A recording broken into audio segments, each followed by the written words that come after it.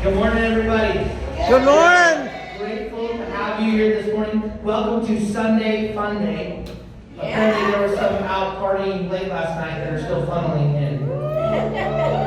Hopefully they won't miss the beginning because the Spirit of God is already here. And God is already doing things this morning. We had an awesome time last night with our first Activate. And there was a couple of you here that were there. And just to let you know, we'll be having those about once a month. And we'll let you know when we have the next one coming up. But the whole point is for us to be activated in relationship with God, in partnership with the Spirit, and we actually get to do that right now within this morning in our worship time. So I encourage you, let's stand up and let's welcome God with our hearts. Let's welcome Him with our praise. Let's tell Him how grateful that we are to be here in His presence.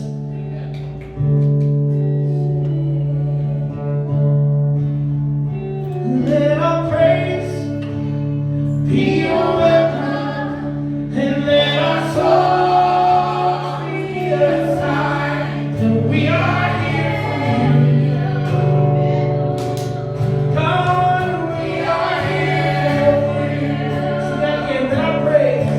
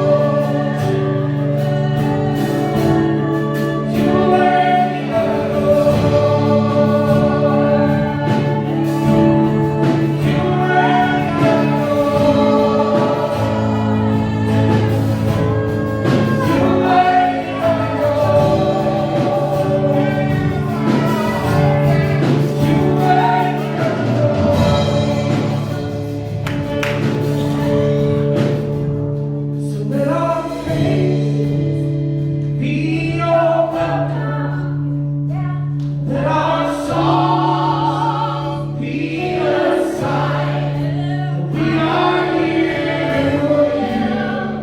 Make it personal. I'm here. That I am here for you. Let my friends oh, let my praise be your welcome. And let my song be a sign that I am here for you. I am here for you. Yes, I am here for you. I am here for you. Just thank Him this morning. Give Him praise. Thank you, Lord. We praise You. I'm here for You, God, and You alone. You are worthy of our praise. You're worthy of our sacrifice. Whatever we can bring, God, You're worthy of it all. You're worthy today. We give it to You, God. Hallelujah.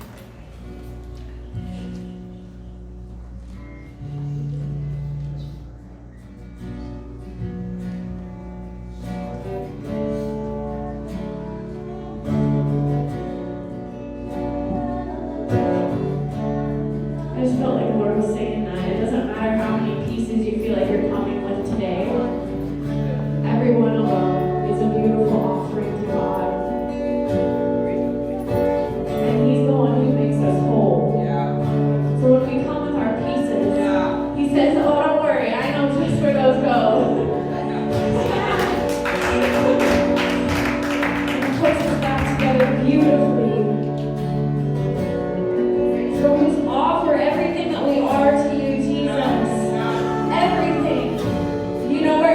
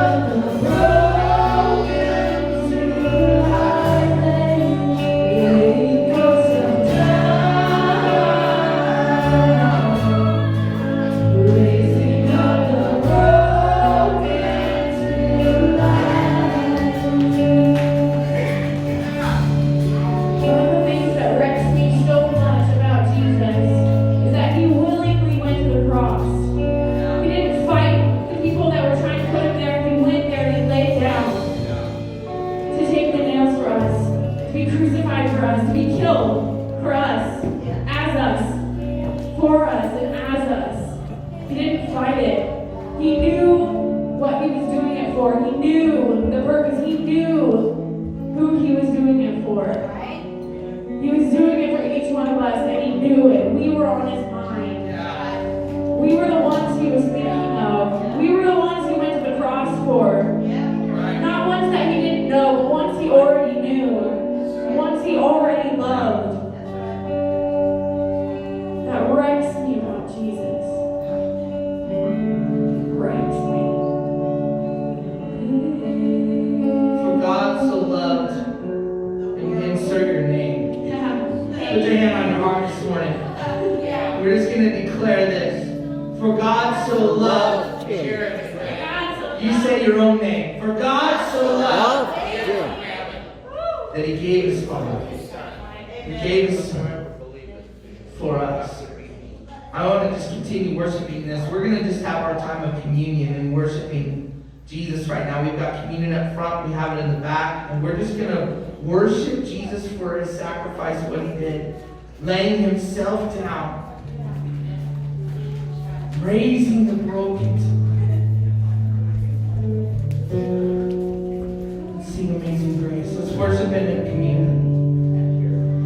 Amazing grace, how sweet the sound that saved a wretch like me. Oh, I once was lost, but now I am found. Was blind, but now I see. Sing it again. Amazing grace, how sweet the sound that saved a wretch like me. Oh, I once was lost, but now I am found. Was blind, but now I see. Oh, how sweet the sound that saved a wretch like me. Oh, I once was lost, but now I am found. Was blind, but now I see.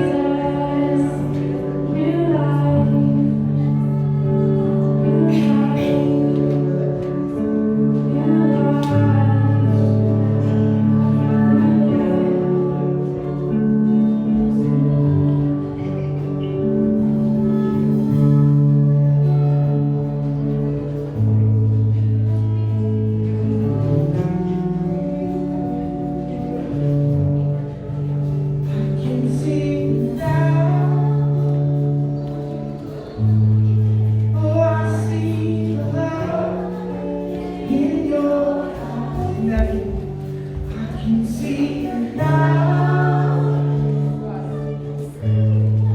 Oh, I can see love in your eyes.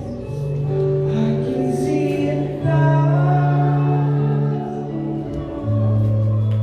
I can see the love in your eyes. I can see it now.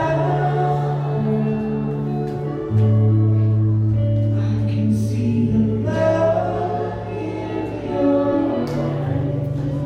Oh, I can see it now. I can see the love in your eyes. Oh, I can see it now. I can see the love in your eyes. I can see it now. I can see the love in your eyes.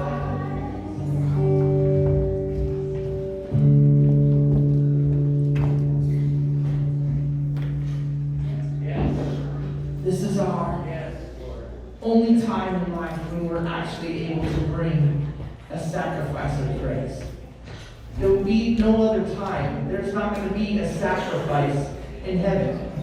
No. When we're with Him for eternity, when we're with Him forever in perfection and beauty, we talked a little bit about that last week, of what that's going to be like, what that's going to look like, what that's going to feel like. There's no other time that we can bring a sacrifice of praise.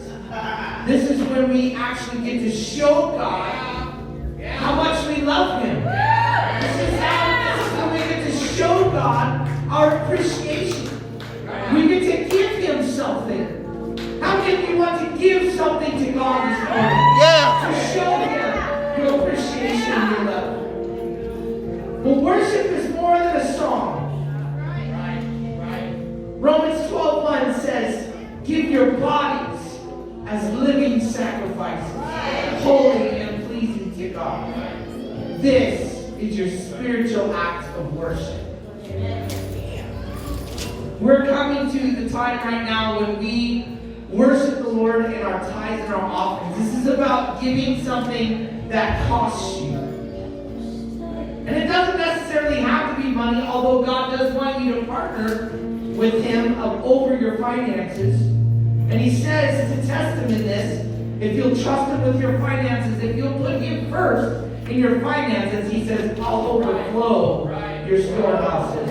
You won't be able to contain all the blessings that I'm going to pour out on you. But it doesn't have to be a monetary gift. Maybe you didn't come with money this morning. Maybe you don't have money. But you have yourself. You have your life. You have something to give God today. Maybe it's something you've been holding on to. Maybe it's a thought or a fear or a doubt or a relationship. David said, I will not offer something to God that costs me nothing. What good is that? If it's easy. For some people, it's easy to give God their money, but it's harder to give God their time. It's easy to give God their money, but it's hard for them to give God their relationship. So we get to bring an offering to the Lord this morning. A true offering that comes from a heart that says, God, I'm not going to give you something that costs me nothing. So whatever it is that you guys have this morning that you know the Lord is asking you to lay down and give to Him, we encourage you to come this time. We have buckets up front. We like to bring our offering, and we like to declare praise as we bring our offering this morning. So let's worship Him in our tithes and offerings.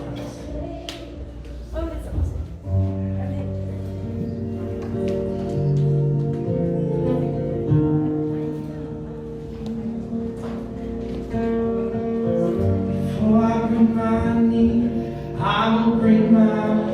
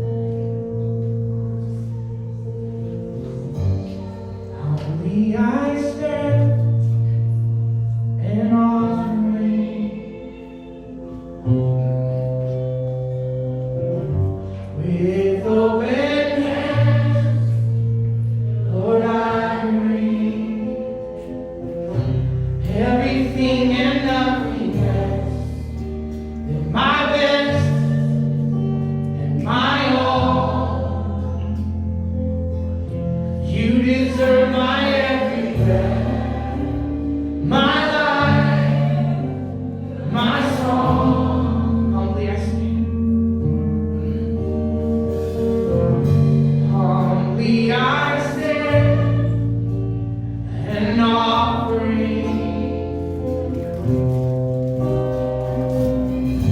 With open hands, Lord, I bring everything and nothing less than my best and my all. You deserve the Lord.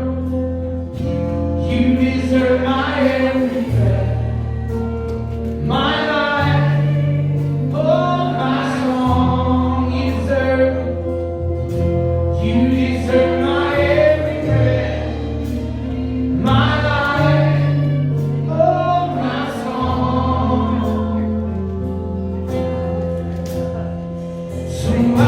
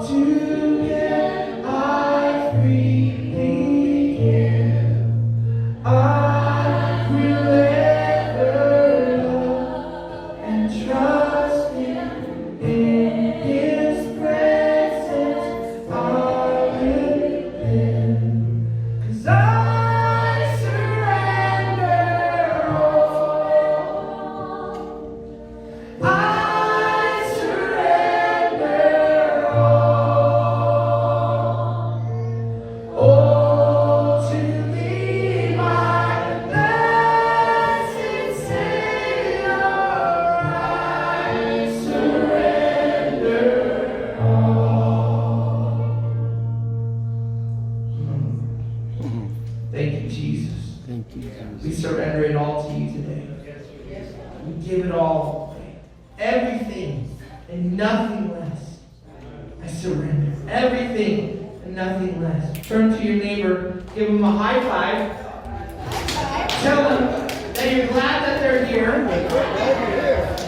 And thank them for surrendering all with you.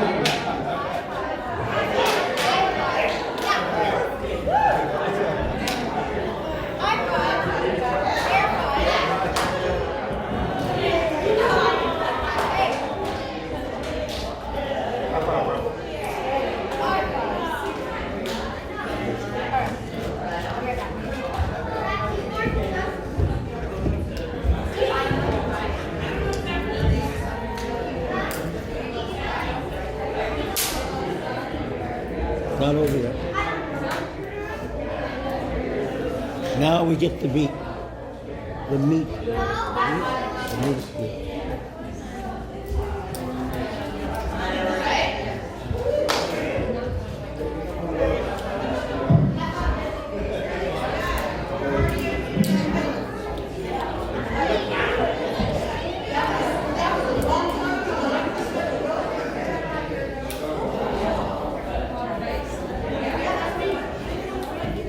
So we're gonna.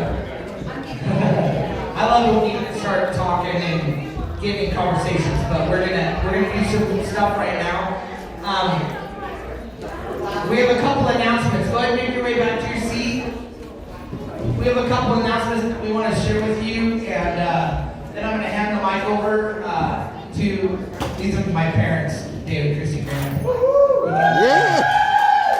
Papa Dave and Mama Christy, as most people know them, they are spiritual mothers and fathers in this community to literally hundreds of people. And it's something that is in desperate need of our generation.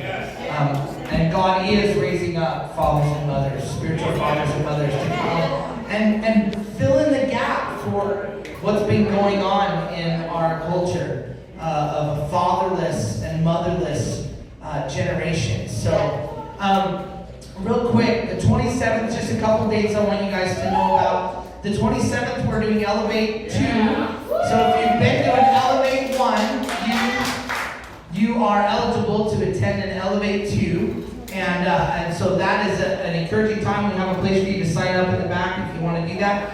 And early registration saves you some money. So you want to add something? We're going to repeat them in September and November. Yeah. So we'll have Elevate 1 and 2 in this fall. So keep your eye out for that. We really encourage you to come multiple times, even if you've been before, because it's such a life-changing thing, and you can never get enough of what God is giving us to live victorious. So it's awesome. Also, we have coming up this Saturday, we have a CR float and barbecue. So some of you already know about it, but I wanted to open up to you guys. We are huge advocates of the recovery community because we believe that the broken are the builders. We believe that the next great awakening is actually going to come out of those who are coming out of addiction, out of criminality, out of severe trauma and brokenness, and they're raising up, as Isaiah 61 says, as oaks of righteousness. Can we declare that over each other today? I am an oak of righteousness. Isn't that a beautiful picture? So good. So we want you to know about those two things. The CR barbecue, again, there's a flyer in the back. It's a float. It's going to be at Camp Kellogg, which is on Highway 138. It's considered Oakland. They have at least an Oakland address. So we're going to be floating a section of the river, and there's information on the flyer, so you can grab those on your way out today. And anyway, so I'm going to hand it off to you guys now. All right. I just enjoyed those worship songs that talk about seeking God. Yeah. The best thing about it is, this is the coolest thing about God, you guys. He wants to be found by you. He wants to be found by you. Amen. And so he loves to reveal himself. And probably more than anything else that I love about recovery is God reveals himself to a lot of people. And it just opened my eyes 20 years ago when I was doing my training in alcohol and drug training to be a counselor, and I just saw God everywhere in this, and so that's what we celebrate. We celebrate recovery here. Amen? We do. So, and I love it. Some of you guys know that I'm part of RSAT Drug Court and work with the teams there. And that's one of the things I appreciate most about it is we clap a lot. We celebrate a lot. Just everything that is happening in people's lives. Like we have a 100% club, and then a 500% club, and a 1,000% club, and we just clap a lot. So let's practice. Are you ready? On 3. 1, 2, 3.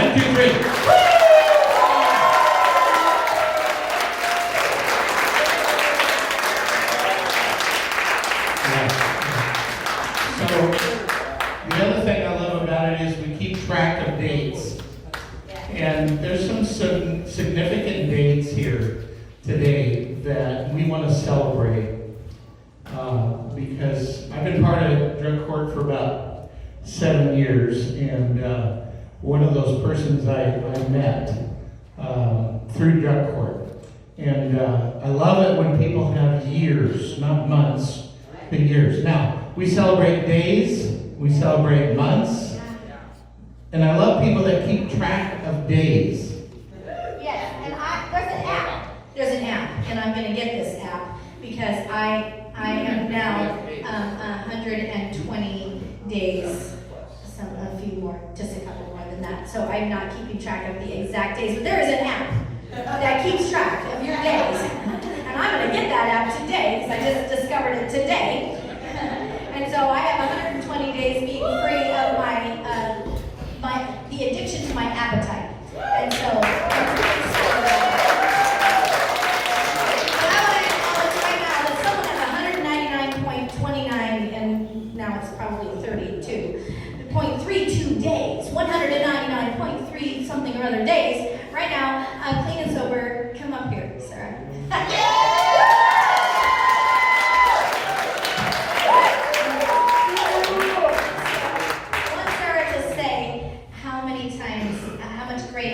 This length of sobriety is than the longest one we've ever had before.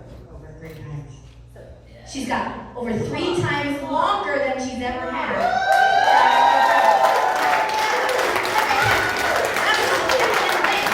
So Sarah, I want you to know that God, we sang a song that said that God is here for us. And then we said that we are here for Him. Amen. And so Jeremy said that there are ways that we give sacrifices, okay? And so for me to give my appetite to the Lord, that's me telling Him, I'm here for you. That's right. I'm here for you in this area. And so for you, you're saying to Jesus, I'm here for you. See, we always want Him to be there for us, but are we there for Him? Right. Yeah. Right. This is a relationship. Don't be thinking that He's just supposed to be there for you. Because, and He is. But you can be there for Him in a super cool way. Right.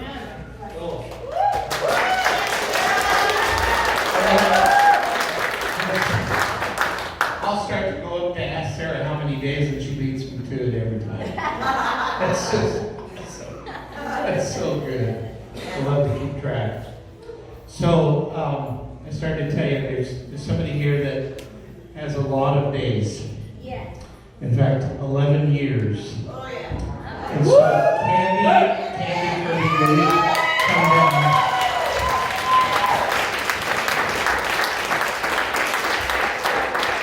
This is my friend Candy. And so I told her this morning she's my hero. Yeah. Yeah. Amen. Because you guys all are my heroes. I mean that. And I'm cheering you all on. And you guys inspire me. Each one of you. Amen. You guys inspire me. So, Candy's my hero. So we have an 11-year Celebrate Recovery coin. Oh, yeah.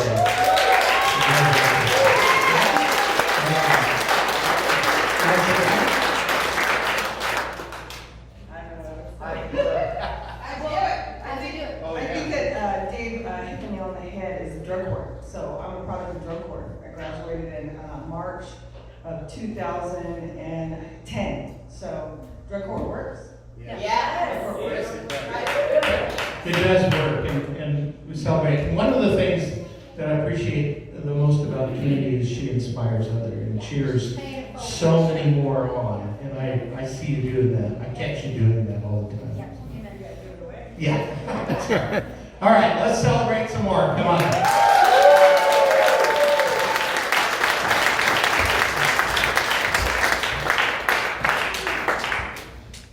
I'm glad we're talking, or that we had this today, because it goes right in with what we're going to talk about. We've been in the story of Solomon, and now we're going to talk about Solomon's struggle. How many of you have ever had a struggle? How many of you are still in the struggle? How many of you know that you're made to be an overcomer in Christ Jesus? Just so long that you know that you don't always have to struggle. I'm going to say that again. I want you to know that you don't always have to struggle. Your identity in Christ actually is there to bring you into a victorious life. Say victorious life. So that is your destiny in God.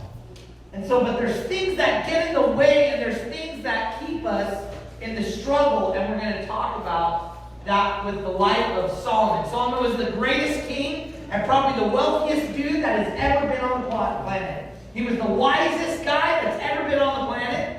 And God declared there will be no one ever like you, ever again. And so we found out that Solomon started out really great.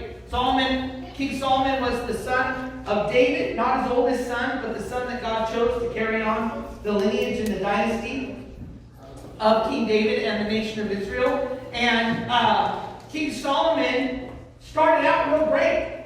He was not very old, old enough when he took over as king. And he said to God, God, I can't do this in my own strength, in my own wisdom. And he was having a dream one night, and in that dream, God visited him, and he said, Solomon, you can have whatever you want. How many of you want God to ask you that question? Yeah. What do you want? I'm letting you know he's asking you that question. But our answer determines what we get. So Solomon said, Lord, I want wisdom. I want to know how to govern your people. I want to know how to make the right decisions. And God was so pleased with that request that God not only gave him all of the wisdom, he knew everything about everything. And he lavished him with riches and fame, and the whole world acknowledged Solomon as this great guy. Well, there's a problem because a lot of that can go to our head. And Solomon's wisdom wasn't necessarily God's wisdom. It was a lot of man's wisdom. It was just wisdom about plants and animals and all sorts of things. Like it would make sense to man. God's ways, God's wisdom is so far above man's wisdom that we really can't fully grasp it and fathom it, although he does reveal secrets to us. It's his delight to reveal secrets to us. But a lot of Solomon's wisdom was manly wisdom, so he would do things in man's way. And we're going to talk about that this morning. So I kind of got on a kick with song titles this week. But how many of you guys have heard the Toby Mac song that's called I Don't Want to Gain the Whole World and Lose My Soul? How many of you heard that? Okay. So that's actually straight out of Scripture. And I'm going to read it to you in a couple different places. The first place is connected to our key verse.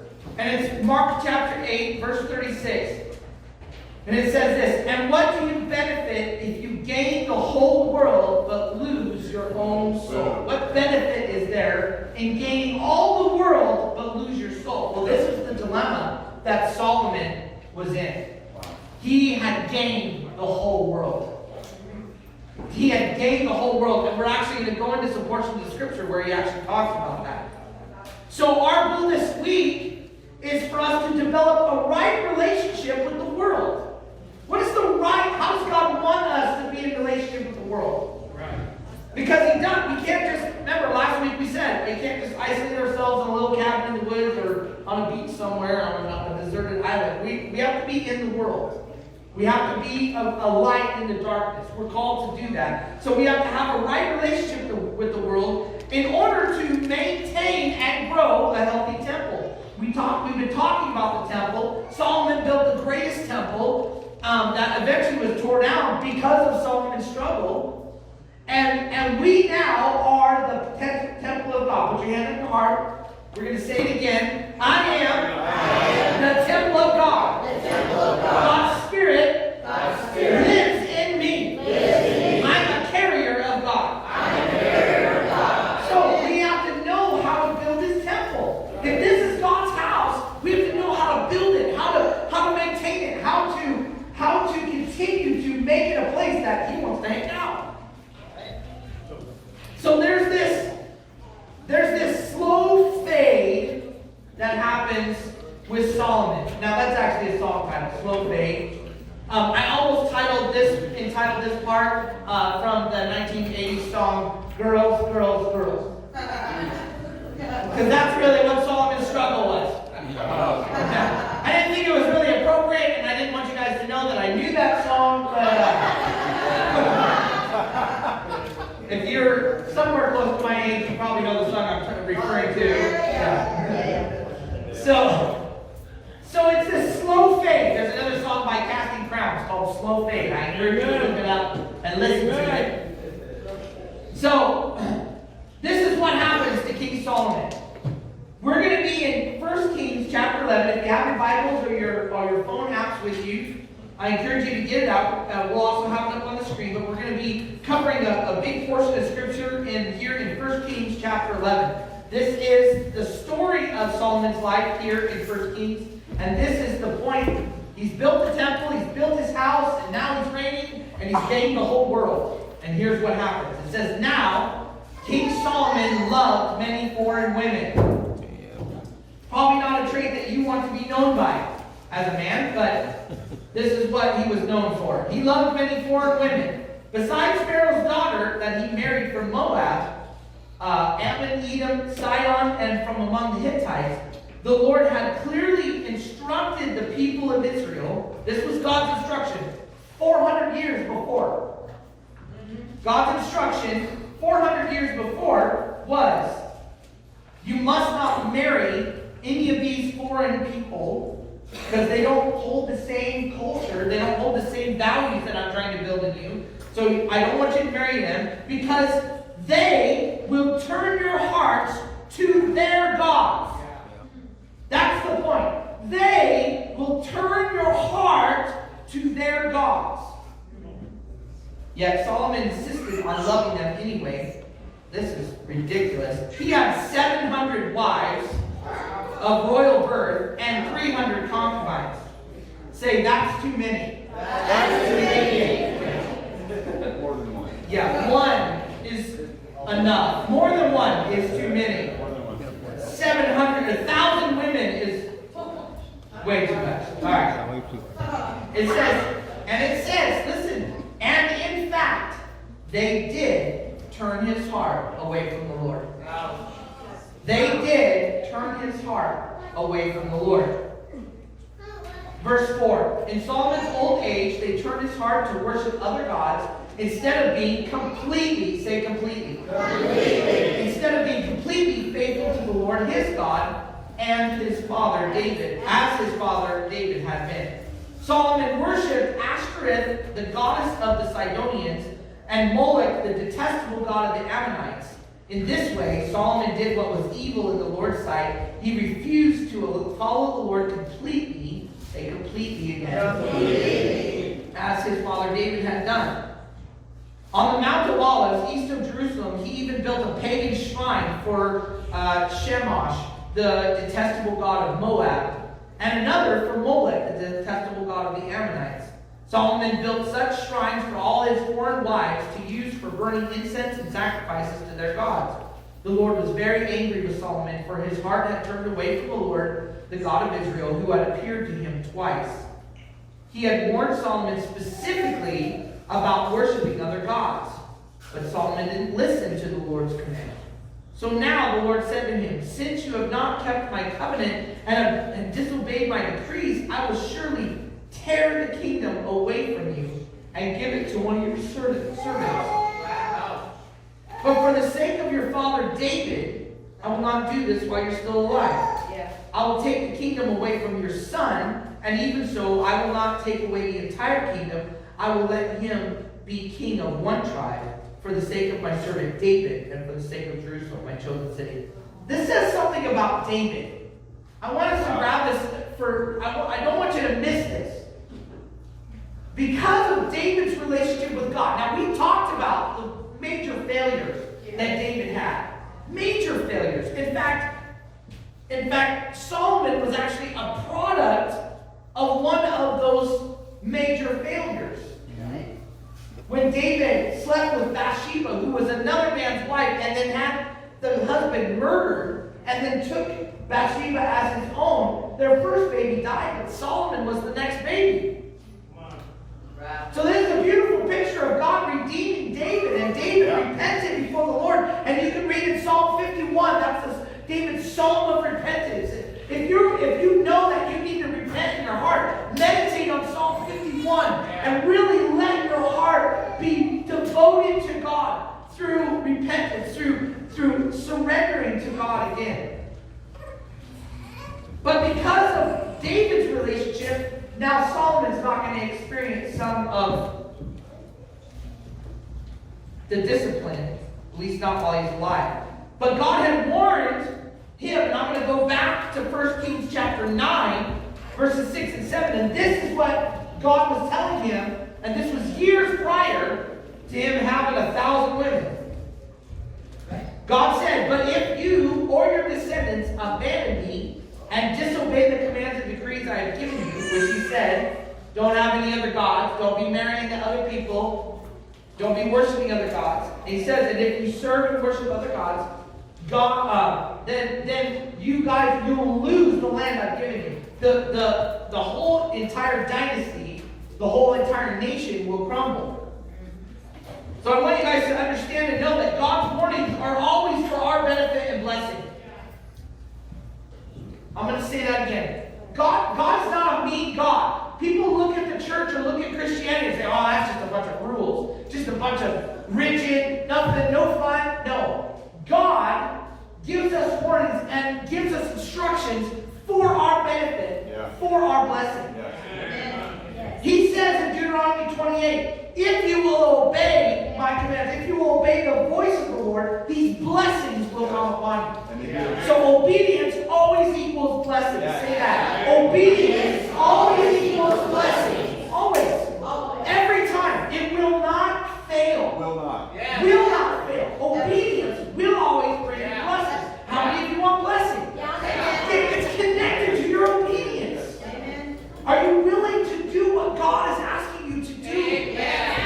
Are you willing to say yes, even when it's uncomfortable? Even when your flesh is crying out, oh, I need this. No, you need to obey.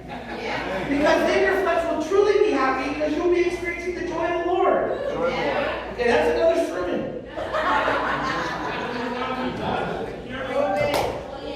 Deuteronomy 28. So, that's if you want to read about blessing and cursing. So, when I was young, younger. I was probably 21 or 22 years old.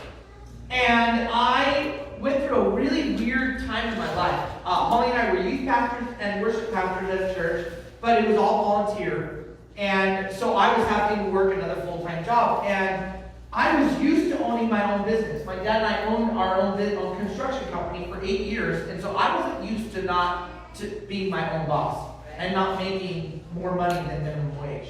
And God took me on a journey and asked me to take a minimum wage job for a year and trust Him and show that He was the one that provides, not me. I'm not the provider of my family. You can read Matthew chapter 6. In fact, I'm going to reference Matthew chapter 6 a couple times this morning. But we need to understand that God is the one that provides. Does that mean that we don't work? No. We go and work. He gives us work to do, but we do it as unto the Lord.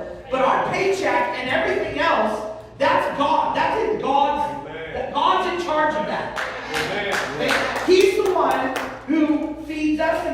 us and takes care of our needs. He's the one. So even our money is really not even ours. We think, oh, I worked hard for that, especially when I put in that 4 hours of overtime. That's mine. No, it's not. Who gave you the ability to do that job? Who gets you up in the morning and gives you breath of life? God. Okay, so we need to recognize that everything that we have is God's. So anyway, going back to the story, this testimony. So Holly and I are new parents. Hannah's just a little one.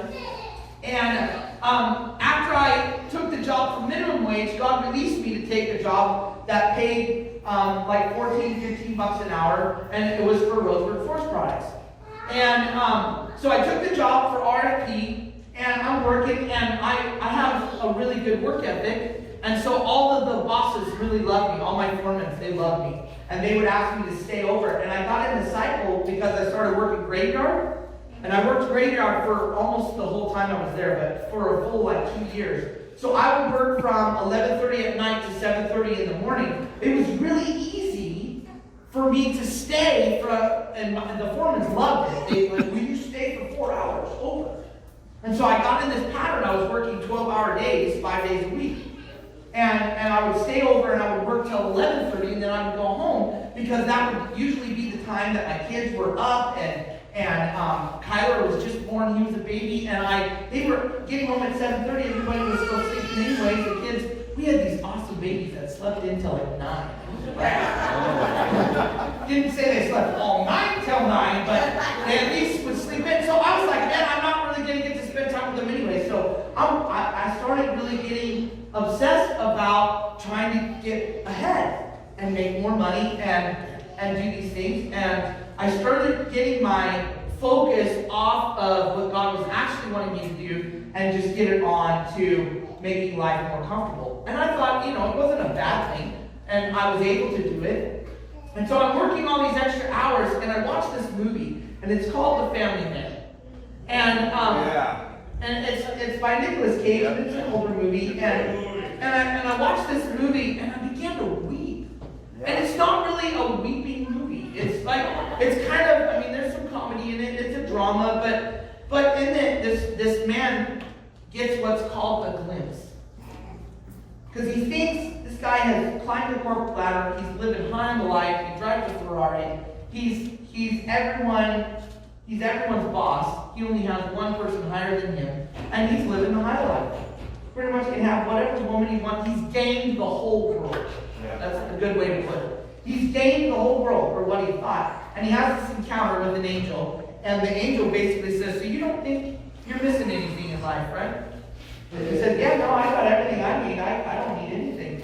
And so the next morning he wakes up with a family and a house that he didn't know he needed. And he goes through this process of finding out what life would have been like had he made some different choices. And he gets a glimpse into the big hole that was in his life that he was trying to fill with money and fame and power and all these things. So in that, God just spoke to me. He says, Jeremy, what are you building? What are you going after? Are you just trying to gain the whole world? Because you're so focused, you're using so much of your time working all these extra hours just so that you can have a more comfortable bank account, just so you might be able to drive a nicer car, so you can own nicer clothes or get a bigger TV. These aren't bad things, guys. They're just not things that have any value for God. Yeah. And so God was like convicting me, and he's like, what are you going after? And I'm watching this stupid movie, and I'm going, what? And I'm weeping, and I'm like, okay, God, I get it. And so I stopped. I stopped working any overshifts unless the Lord gave me permission to do it. And I stopped pursuing that, and I just said, okay, God, I'll build what you want me to build. And at that time, Holly and I were going through some really gnarly stuff. And it was a really important time for her and I to grow together, and for her and I to get healing and to walk through some really difficult things. And God led us through that. The point I'm saying is, this was a scripture that God gave me. Out of Matthew chapter 6, verse 21, it says, wherever your treasure is, there the desires of your heart will be also. Where your treasure is. What do you value? Because whatever you value, you're connected your heart to. It says Solomon loved many women. He loved many women. What does Jesus say we're supposed to love? The Lord our God, with all our heart, all our soul, all our mind, and all our strength. All of it. That means there's not any love left for anything else. Is that what that means? No. It means. And that tricky was going. He says, love me first. Seek me first. Because the second commandment is love your neighbor as yourself. So obviously there's enough love. So what he does, he says, love me first, so that I can pour my love on you, so that you have more than enough. So your cup is running over, and you lavish love on everyone around you, including your wife and your kids and your co-workers and whoever else. So that's Solomon's struggle. He loves a lot of women. I want to dive into the book of Ecclesiastes. Not many people really like to read Ecclesiastes. It's kind of depressing. And it was written by Solomon.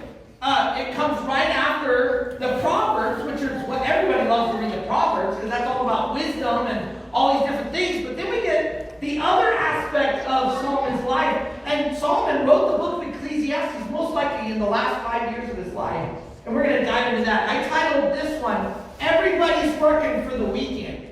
How many of you know that song? I told you I got on a kick, and I was like, okay, all these song lyrics are popping in my head. But I want to jump into this book of Ecclesiastes, and I'm going to just hit some different points here. This is Solomon. And he starts out the book this way. Everything is wearisome beyond description. How many of you got just a warm, fuzzy feeling when I read that? It's inside of them. Yeah, probably not so much. He says, no matter how much we see, we're never satisfied. No matter how much we hear, we're not content. History merely repeats itself. It's all been done before. Nothing under the sun is truly new. Sometimes people say, here's something new, but it's actually old. Nothing is ever truly new. We don't remember what happened in the past, and in the future generation, no one will remember what we are doing right now. I, the teacher, that's Solomon talking to himself, because at this time, he's the wisest dude in the world. Everybody came to him to learn stuff. So he calls himself the teacher. I, the teacher, was king of Israel, and I lived in Jerusalem. I devoted myself to search for understanding and to explore by wisdom everything being done under heaven. I soon discovered, notice it said under heaven. Not everything being done in heaven, it says under heaven. I soon discovered that God has dealt a tragic existence to the human race. I observed everything going under the sun, and really, it's all meaningless, like chasing the wind. What is wrong cannot be made right. What is missing cannot be recovered. I said to myself, look, I am wiser than any other kings who ruled in Jerusalem before. I have greater wisdom and knowledge than any of them. So I set out to learn everything from wisdom to madness and folly. But I learned firsthand that pursuing all this is like chasing the wind. The greater my wisdom, the greater my grief. To increase knowledge only increases sorrow. Then we jump into chapter 2 of Ecclesiastes. It just carries on. I said to myself, come on, let's try pleasure. Let's look for the good things in life. But I found that this too was meaningless. So I said, laughter is silly. What good does it do to seek pleasure? After much thought, I decided to cheer myself up with wine. And while still seeking wisdom, I clutched at foolishness. In this way, I tried to experience the only happiness most people find during their brief life in this world. Okay, this is a huge, huge statement. I want everyone to listen to me. He just got done talking about being a drunk. And he says, I tried to experience the only happiness most people find during their brief life in this world. I want you to know that the enemy lies to us to tell us that the only happiness we can experience is if we're getting drunk or high on something other than God. Amen. There you go. It's everywhere. Look at our world. Yeah. Verse 4 of chapter 2 says, I also tried to find meaning by building huge homes for myself and by planting beautiful vineyards. I made gardens and parks and filled them with all kinds of fruit trees. I built reservoirs to collect water to irrigate my many flourishing groves. I bought slaves, both men and women, and others were born into my household. I also owned large herds and flocks, more than any of the kings who had lived in Jerusalem before me. I collected great sums of silver and gold, the treasure of many kings and provinces. I hired wonderful singers, both men and women, and had beautiful concubines. I had everything a man could desire. So I became greater than all who had lived in Jerusalem before me, and my wisdom never failed me. Anything I wanted, I would take. I denied myself no pleasure. I even found great pleasure in hard work, a reward for my labors. But as I looked at everything I had worked so hard to accomplish, it was all so meaningless. Like chasing the wind, there was nothing really worthwhile anywhere.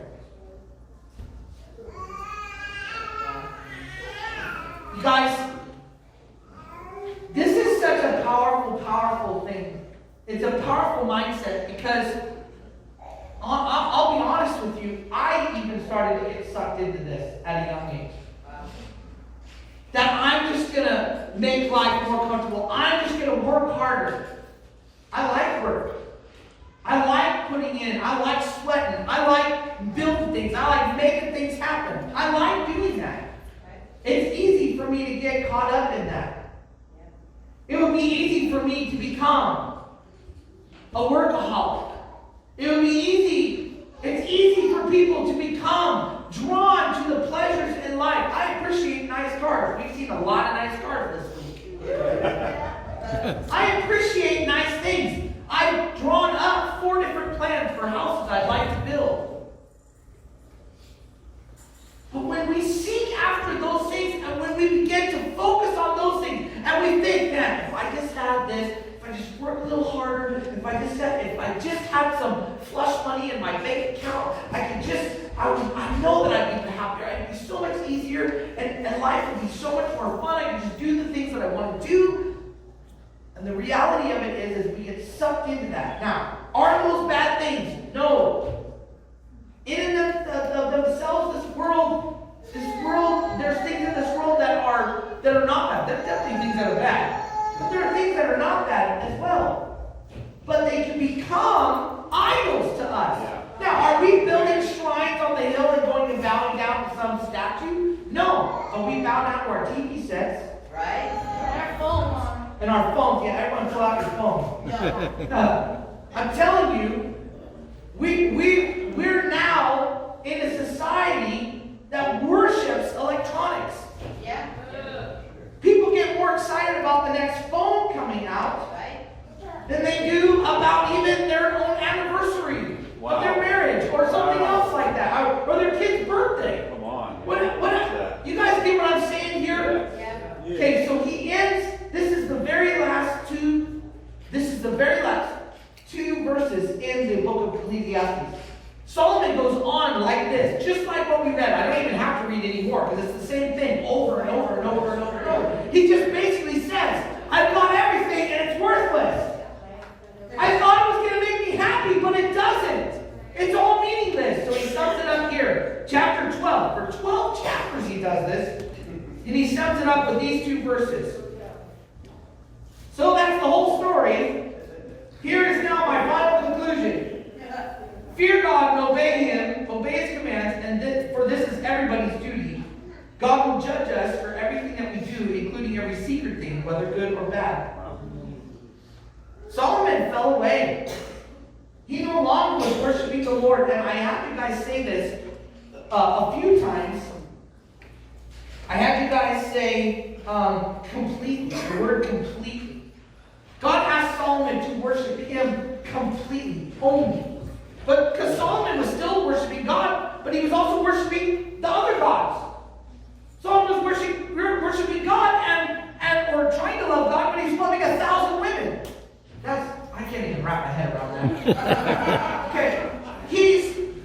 He's trying to love God, he's trying to worship God, yet he's seeking after the pleasures of this world. And he's pulled, and these idols are pulling us in opposite direction from what God is trying to say. Hey, listen, I am the greatest thing that you can ever experience. Amen. I am the greatest thing that you can ever explore or you can ever strive for. Come on now. I am the only thing that is not meaningless in this world. That's right. Amen. Me. What I want to do, what I want to show you, the relationship with me. Now, I will, from that place, he adds all these other things. Right. And we're going to talk about that in a minute. I want to talk, first of all, he says in verse 14, God will judge us for everything that we do, including every secret thing, whether good or bad. So we read a scripture in 3 that talks about us being the temple, and that was in verses 18 and 19. But I want to talk about, verse 21. But I want to talk about what comes before that. In verse 13 through 15 and 18 through 19. It says, but on Judgment Day, fire will reveal what kind of work each builder has done. This is what Solomon's talking about. Paul is now saying this in the New Testament to the Jews and to the Gentiles. Fire will reveal what kind of work each builder has done. The fire will show if a person's work has had any value.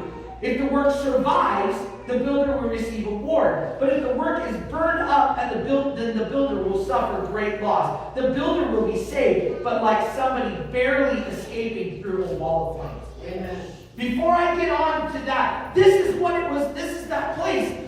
What was I building? When I'm working 60 hours a week, trying to get ahead, what am I building? Does anything that I'm doing gonna withstand the fire of eternity? Nothing. Not the Roseburg OregonDescription. Yeah, no, absolutely not. Because the whole reason I was doing it was to get more money. Money has no value in the kingdom of God. Money only has value when it's used to further the things of the kingdom. Am I dying? There we go. So he goes on, verse 18 and 19. Stop deceiving yourselves. If you think you are wise by this world's standards, you need to become a fool to be truly wise. If you think you are wise by the world's standards, you need to become a fool to be truly wise. For the wisdom of this world is foolishness to God. Yeah. This world tells us, get a fatter bank account, retire at 50, and live your life to the fullest. I might just be shouting too much. I'll calm down. I'm passionate about this. Amen. Come on. It's up. You go. As the scripture says, he traps the wise in the snare of their own cleverness. We think we have it figured out. Our world thinks, our nation thinks we have it figured out. The American dream. Right. The American dream, we're just going to work hard. And it comes. It'll come. You work hard, it'll come. You sacrifice, you push, you'll get what everyone says you should get. But God is saying there's something greater, and I want to make this really clear. If you're in Jesus, you won't be judged for your sin. So that's, everybody say that's good news. That's good. Yeah, it is. It's good news. If you're in Jesus, he says he separated our sin as far as east is from the west. Amen. And so we're not going to be judged on our sin, but we will be judged on what we build. What are you building? Are you building your kingdom? Making life as comfortable for you as possible? Or are you sacrificing, giving your life for God's kingdom? I'm going to sum this up with these scriptures. My last title is, I don't want to gain the whole world and lose my soul. I don't want to gain the whole world and lose my soul. What's the point if I lose my soul? If I'm living for another kingdom other than God's kingdom, I have some really strong strong scriptures here, so don't get afraid. It's still God's love and it's still His word, but He wants us to have a really good understanding. James 4:4 says this: you have become spiritual adulterers who are having an affair, an unholy relationship with the world. Don't you know that flirting with the world's values places you at odds with God? Whoever chooses to be the world's friend makes himself God's enemy. This world and God are at odds.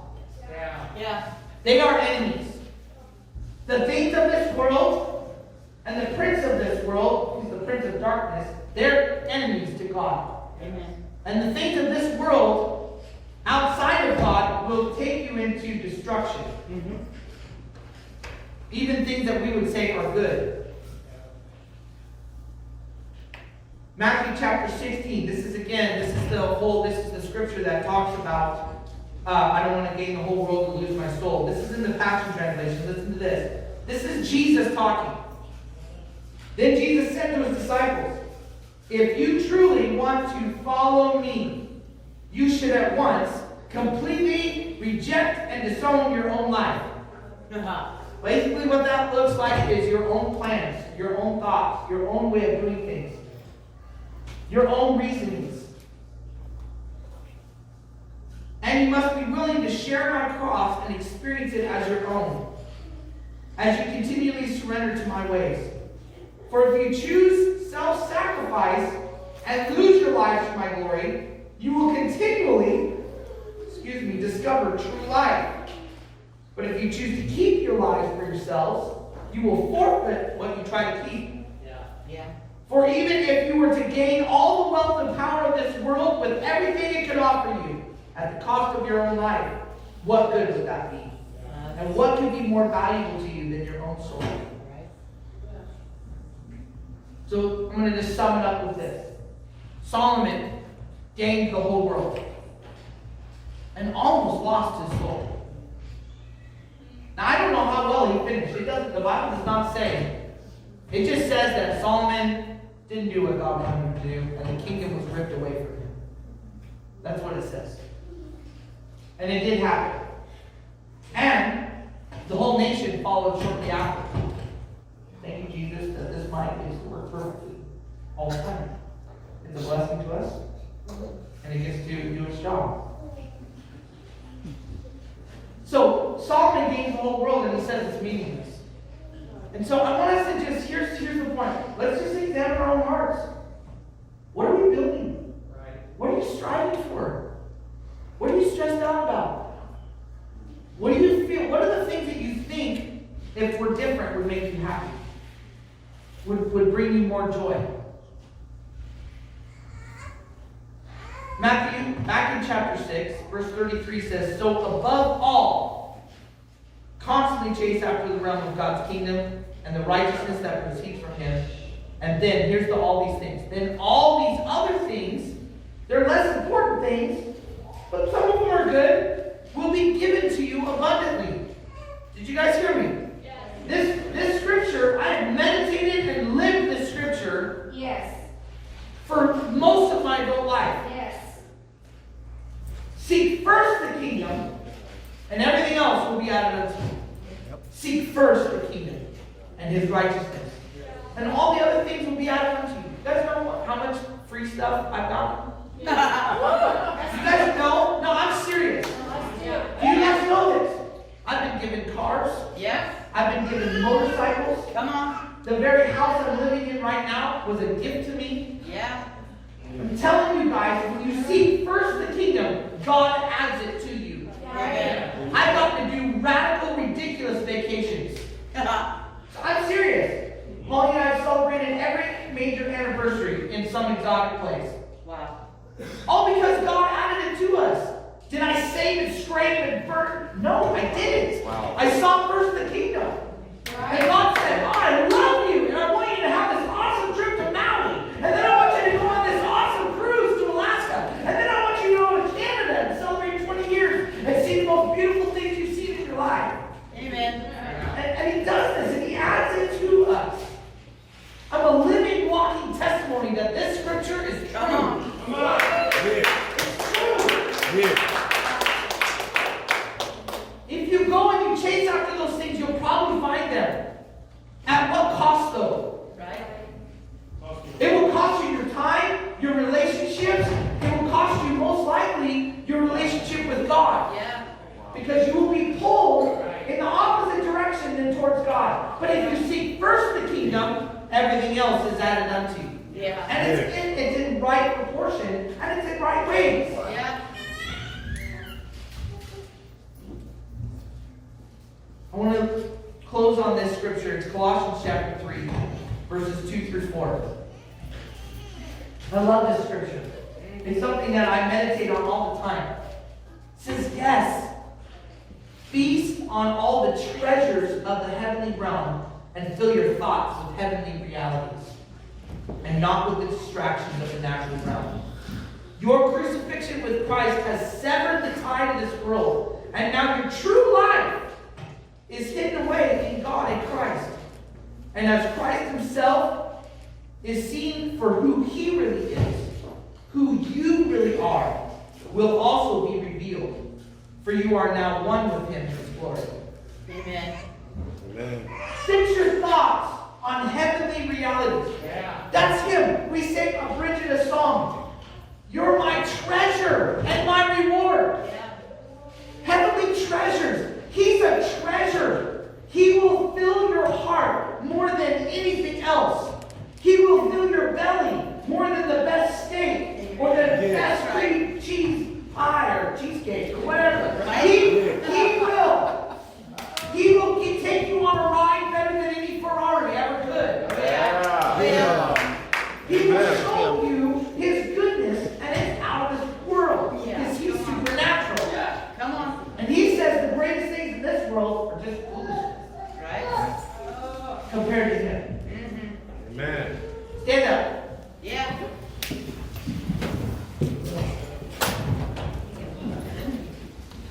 In order to have a right relationship with the world, we have to first have a right relationship with God.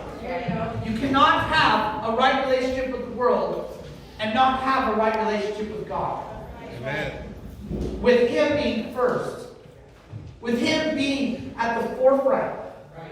I talked about you guys last week, and I talked about how we build our temple. And so I mentioned some things. I said, where do you put your money? Where do you put your time? Where, when you're hoping and you're dreaming, where are you fantasizing about the next thing or how to get ahead? Or are you focusing your mind on heavenly realities? And your adoration to God. I'll tell you this, guys. When Holly and I were in Canada a couple weeks ago, I went up to, it's been a dream of mine since I was 14 years old to go to Whistler, Canada. I'm a skier and a snowboarder, and I always dreamed of going to Whistler. The Olympics were there in 2010, and I have had it in my heart, so God let me go to Whistler. And I was so overwhelmed by God's goodness. I wept as I'm exploring the mountain and I'm looking at the beauty, and I began to weep because I'm experiencing it from God's perspective. Yeah. I'm looking at it. It's more beautiful than what the human eye can see because I'm seeing it from the Creator, Yeah. the Amen. one who made it. Yeah. I wasn't seeing a replica or paintings. It's an original or a copy. I wasn't seeing a copy. I'm seeing the real thing. And I was so overwhelmed that he brought me to that place, that dream in my life that I had been there, and I've seen this gorgeous place. And I just had that picture of what I'm getting to feast on heavenly realities. And looking at the beauty that God created in this world. Mm-hmm. Believe it or not, God did create this world for us to enjoy. Yeah. The beauty of a With sunset him. or a sunrise. The smells of the trees in the woods when you're camping. Or the stillness on a lake at 7 o'clock in the morning when you're fishing. Like, these are holy moments. These are things that God brings into our life to bring to light. To bring joy into this life. But it has to come from his perspective.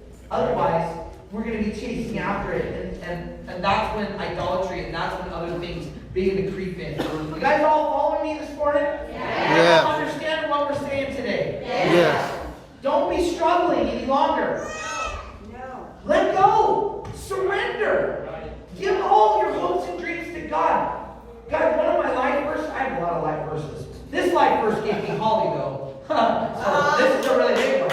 Psalm 37:4 says, delight yourself in the Lord, and He will give you the desires of your heart. Amen. Delight yourself in the Lord, and He will give you the desires of your heart. He will give you the desires of your heart. He will bring the increase. He will bring the blessing. He won't add any sorrow to it. He won't. He doesn't toy with our emotions. He doesn't play with us. He says it black and white. Obey my voice. Do what I say. And we're going to be having a great time. If you chase after the things in this world, you're going to miss it. You're going to miss it. Let's stretch out our hands and bless each other this morning. May the Lord bless you and